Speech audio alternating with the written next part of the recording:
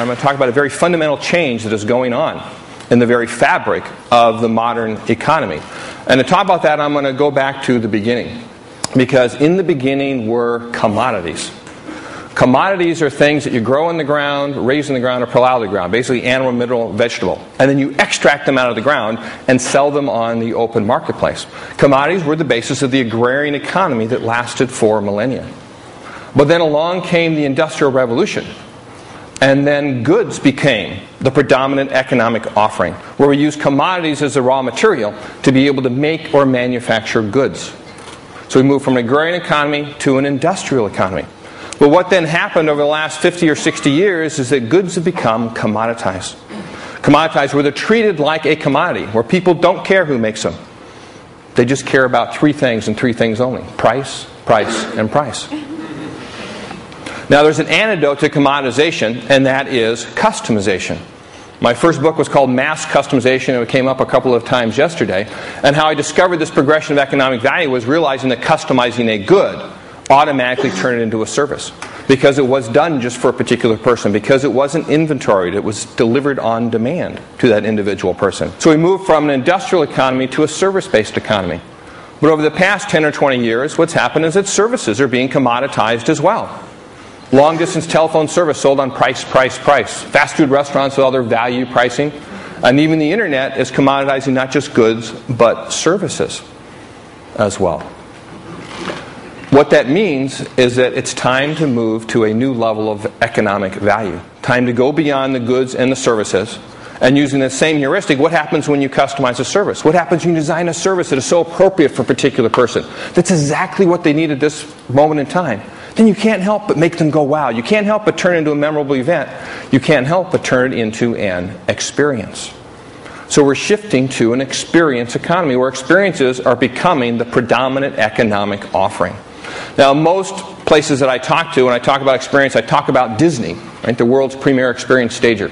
I talk about theme restaurants and experiential retail and boutique hotels in Las Vegas, the experience capital of the world. But here, when you think about experiences, think about Thomas Dolby and his group playing music. Think about meaningful places. Think about drinking wine, about a journey to the clock of the long now. Those are all experiences. Think about TED itself, the experience capital in the world of conferences. All of these are experiences. Now, over the last several years, I spent a lot of time in Europe, and particularly in the Netherlands. And whenever I talk about the experience economy there, I'm always greeted at the end with one particular question, almost invariably. And the question isn't really so much a question as an accusation. And the Dutch, when they usually put it, it always starts with the same two words. You know the words I mean? You Americans. I say, you Americans, you like your fantasy environments, your fake, your Disneyland experiences. They say, we Dutch, we like real, natural, authentic experiences. So much so as that happened is that I developed a fairly practiced response, which is, I point out that first of all you have to understand that there is no such thing as an inauthentic experience. Why? Because the experience happens inside of us. It's our reaction to the events that are staged in front of us. So as long as we are in any sense authentic human beings, then every experience we have is authentic. Now there may be more or less natural or artificial stimuli for the experience, but even that is a matter of degree, not kind. And there's no such thing as 100% natural experience. Even if you go for a walk in the proverbial woods, there is a company that manufactured the car that delivered you to the edge of the woods. There's a company that manufactured the shoes that you have to protect yourself from the ground of the woods. There's a company that provides the cell phone service you have in case you get lost in the woods. Right? All of those are man-made artificiality brought into the woods by you and by the very nature of being there. And then I always finish off by talking about the thing that amazes me the most about this question, particularly coming from the Dutch, is that the Netherlands is every bit as manufactured as Disneyland.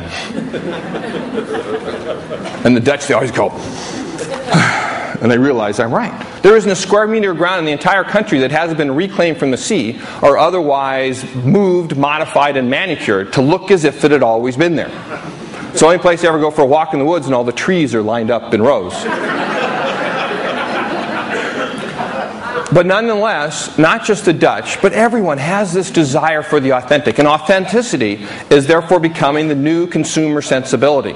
The buying criteria by which consumers are choosing who they're going to buy from and what they are going to buy, becoming the basis of the economy. In fact, you can look at how each of these economies develop, that each one has their own business imperative matched with the consumer sensibility. With the agrarian economy, we're supplying commodities. It's about supplying availability, getting the commodities to market.